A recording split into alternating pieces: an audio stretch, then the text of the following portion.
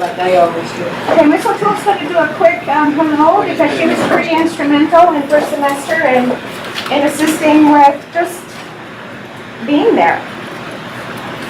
Half of changing behavior in any subject or anything in life is having someone to listen to you and knowing that you show up, someone's going to be there for you. So Miss O'Toole's going to say a greeting to you and then we're going to go out with our reading ambassadors. Well, I'm not going to single anybody out and say, oh gosh, I had such a good time, but I did. I had a very good time with Roman. I got to know this young man right here. I got to know Chris. I got to know the ladies in the back. And we did everything from walking to the library, right, Micah, going down, getting the right books, doing the right thing. And the thing I observed the most was when I first met you all, many of you had your head down a little because maybe you weren't reading at the grade level you thought you were. Your head was down. And then I noticed, I don't know what the magic is that she uses, but I'd stop and say, how you doing? And you'd say, well, I was in the 3rd grade and now I'm in the 9th grade. I was in the 7th grade, now I'm in the college level. I don't know what the formula is. All I know is I see heads up, I see smiles on people's faces. Being able to read is very important to your college experience. And I love the attitudes. I loved your attitude, because I listened to you talk. You didn't even know I was there, but you had a great positive attitude. And the same thing with my little friend down there in the back. I'm terrible remembering everyone's names. But I do know that you made great, great progress. Does anybody agree that they did anybody not make progress? Raise your hand if you didn't make any progress at all. Raise your hand if you made progress. Give yourself a round of applause, because let me tell you, that was hard work. Everybody clapping? You need to wake up and clap, because you worked hard to get where you are. I know you did. And that's the main thing. You're gonna keep on going forward, right, Mike? Yeah. Yes, ma'am. All right, well, thank you for letting me say a few words. Congratulations to everybody, and you ambassadors, knock them dead. All right, can I go now, Miss Bonnie? I know you're the boss. Thank you. Okay. Enjoy your time here, Miss Pat. We are going to have some reading ambassadors this morning, so let's take a look at the definition of an ambassador that we looked at last week as we formulated our critical thinking questions. We talked about, well, what does it even mean to be an ambassador? Well, why would we have an ambassador on campus? So let's reiterate what an ambassador is. Can someone read what it says in purple? Anyone? A person who acts as a representative or promoter of a Specified. specified activity.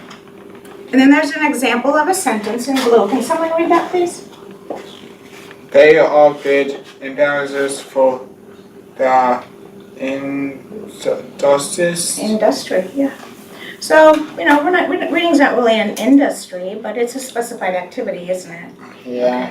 So we have reading ambassadors because they are representatives and promoters of reading on campus. And coming from them is going to be different than it is coming from me. So reading ambassadors are a volunteer position as freshmen.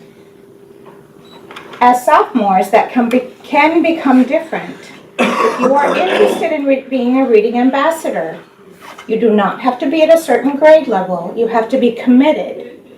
You have to be committed to the reading goals you have set for yourself, because everyone's are different. And as Miss O'Toole said, everyone moved at their own pace. You know, one of my favorite quotes, every student can learn not on the same day or in the same way. And there have been a couple people that have come to me. Are you committed to spending an hour with a student? Thank you, Alice. I know you were running to another class, so thank you for being here.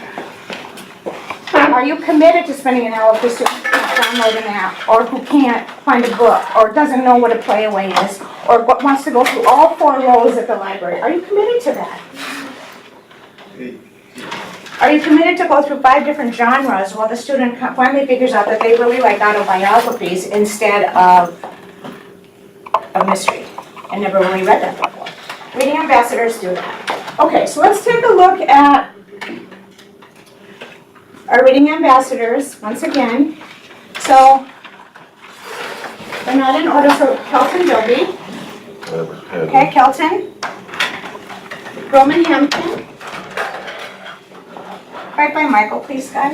Jack Andriozzi and Alice Cheech. Alice was running for Global Tech, so we appreciate her getting her exercise this morning coming across campus for us.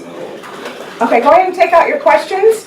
If you don't have questions, just take out a piece of paper and something to write with so you can jot down some notes as they're talking.